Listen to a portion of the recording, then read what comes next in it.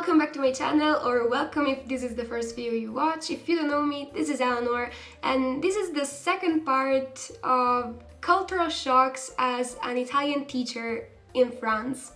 I've been living in France now for 5 months, teaching Italian in a bilingual school, and I've talked in the previous video about cultural shocks that I've had about the French school system in general.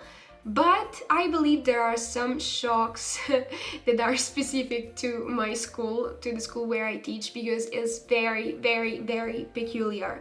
Basically, I teach in a bilingual school in the Alps near the borders with Italy. And there are many things that I believe are specific just for my school that do not happen in other schools in France or in Italy. And the first one is probably related to the fact that we are in the mountains, and it's probably a stupid one, but I was very shocked about it, which is we cannot use shoes in the class. Kids or teachers or anyone else, you have to take off the shoes at the entrance and use slippers or flip-flops or whatever, but you cannot use shoes in the class, which is very weird for me, because if in Italy someone took off their shoes, it would have been very weird. But yeah, here we do not use shoes, but it makes sense because if there is snow and ice outside and then you come inside the class with shoes, you're gonna make everything dirty, so I guess it makes sense, but it's just super weird for me. Then another peculiar thing of my school is that the kids are half French and half Italian. I mean, they're not half French and half Italian. I mean, some are, but like half the kids are French and half the kids are Italian. It's almost a 50-50, and many of them come from the other side of the border. So the school is like in the last village of France before the Italian border, so there are many kids from the other side, from the first Italian village, that come to school there. And yeah, the other part is French, but they still have to learn Italian. But the Italian kids know French better than the French know Italian, because they're still French, I guess, and they still kind of refuse to speak Italian, even if the school demands it, but they're not so good in Italian, honestly, even if they've been in the bilingual school for years now. But yeah, also all the teachers, they have to be bilingual. When you want to teach in that school, you will have an interview, and it has to be in Italian and in French. I did not go through it because I'm a teacher assistant, so they just needed me to know Italian. So I don't really speak French that well, but all the teachers in the school have to be bilinguals. And basically there are some subjects that are taught in Italian and some subjects that are taught in French. Basically they're doing math and French, of course, in French, and then history, geography, science in Italian, probably something else, I don't remember. Another thing that is very specific, I believe, to the school where I teach, that I don't think happens in many other parts of France, is that I think it's always related to the fact that it's a small school in a small village in the Alps. So it means that there aren't many kids. So my class, the class where I teach, is a multi-class, which means that there are kids from 7 to 10 years old in the same class. They do different things, but they're all in the same class, and there is just one teacher for all of them. And I mean, it's basically, there's basically the main teacher, and then there's me. So now they basically have kind of 2 teachers, I guess, but I'm still a teacher assistant, so they just have one teacher for all of them, and it's like basically 4 different levels with just one teacher. And how do they do it? How do we do it? Basically, second and third year, they have a whiteboard just for them, and they're in a side of the class. And third and fourth year, they're in another side of the class and they have another board. So they have like rituals that they follow on their boards. They have different things on their boards, and the board is like split in 2. So all 4 levels have like exercises and stuff on their board that they can follow. But yeah, and then the teacher, I'm mostly with the younger kids with 2nd and 3rd year, so I'm mostly there to help them. And then there's the other teacher that goes with the 3rd and 4th year.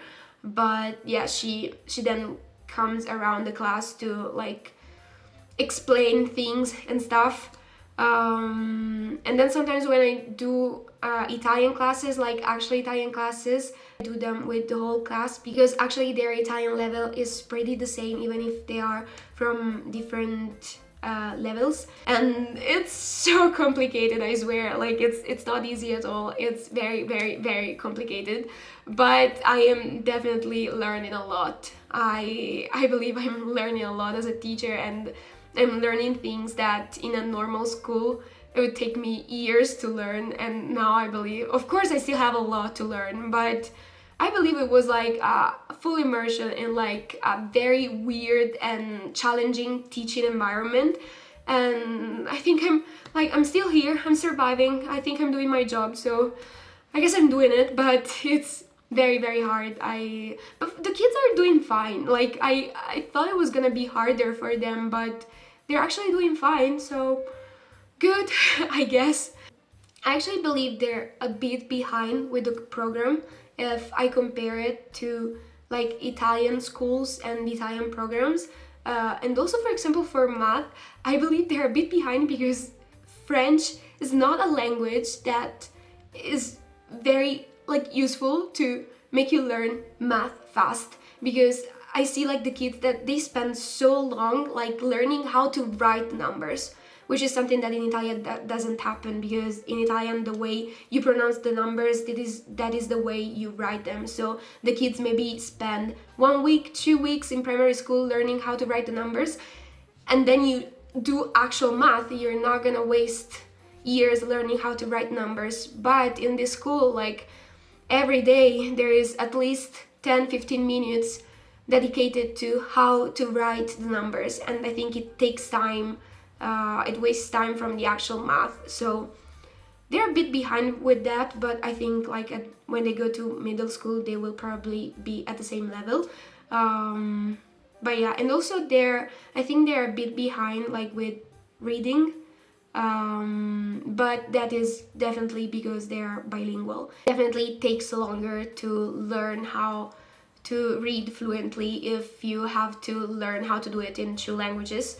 So they're a bit behind in that, but they will definitely catch up, I believe, and then it's just gonna be an advantage for them to know 2 languages. But right now, if I compare it to Italian schools, they are behind a bit. But still, I mean, I think the kids are doing good. Another thing that is very specific to my school, which is again a very small school in the Alps, that has actually ski slopes in front of the school. Like I see ski slopes every time I look outside the window. Is that the kids go to ski every Friday. There's the Friday afternoon is dedicated to skiing and snowboarding. We actually went snowboarding for the first 2 months, like from the start of the skiing season in November. We first went snowboarding. Adesso sì. And now they're doing ski de fond. It's like cross-country skiing.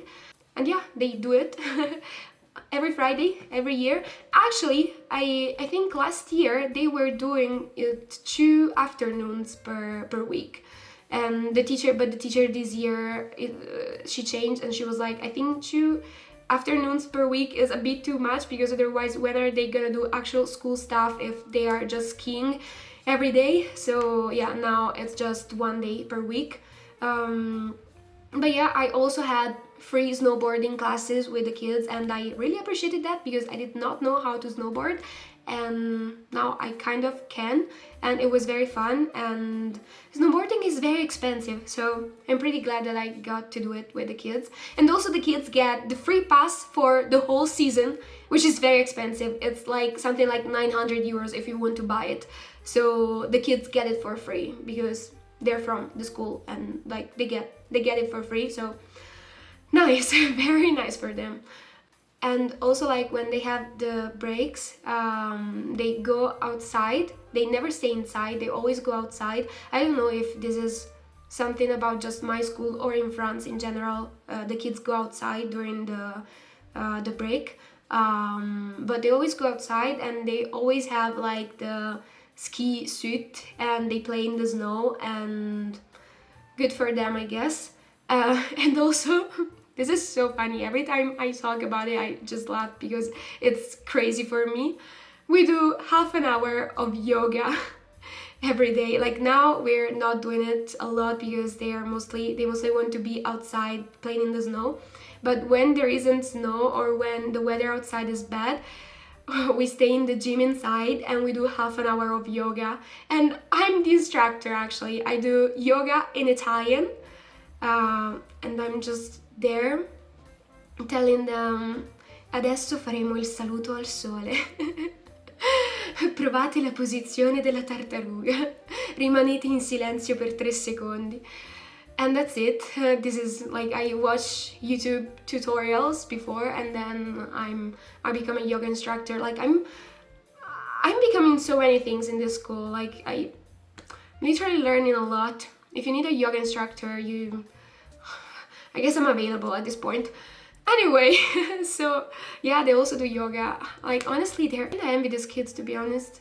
They're all pretty spoiled, but the truth is, I just envy them. I would have loved to be in a school with a teacher assistant who just does yoga with them. But yeah, in Italy it was not like that. And then another thing that shocked me, and this I don't know if it's just for my school or for schools in France in general, is that they do not eat during the break. Like, they only eat at the lunch break, and then they're not allowed to eat. And honestly, this pisses me off because at the same time I am also not allowed to eat. And like, in Italy during the break, we would not go out, we would stay inside and eat. Like, you just eat some snacks or whatever, but the break is to eat. Yeah, it might seem a stereotype about Italy, but like, for us the break is seriously about eating, and I need to eat during the break. So like, at the beginning I did not know that it was not allowed to eat, so I was just during the break, I was there with my Oreos and I was eating, and at some point the kids were like, but you're eating, and I was like, yeah, I'm eating. So and then I realized that it was not allowed.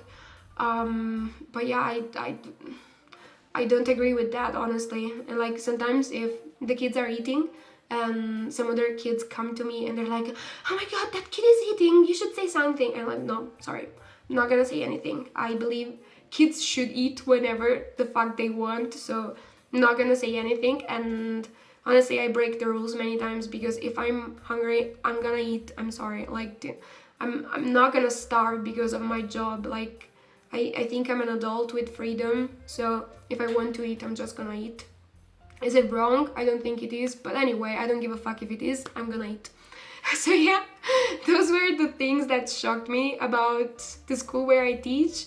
Let me know if you think it's normal, if it shocked you too, or if you're a student or a teacher of a school that it's even more weird, and if you have other things to say, let me know. And yeah, subscribe to the channel and follow me on Instagram if you want. I will leave all the links in the bio. See you to the next video. Bye!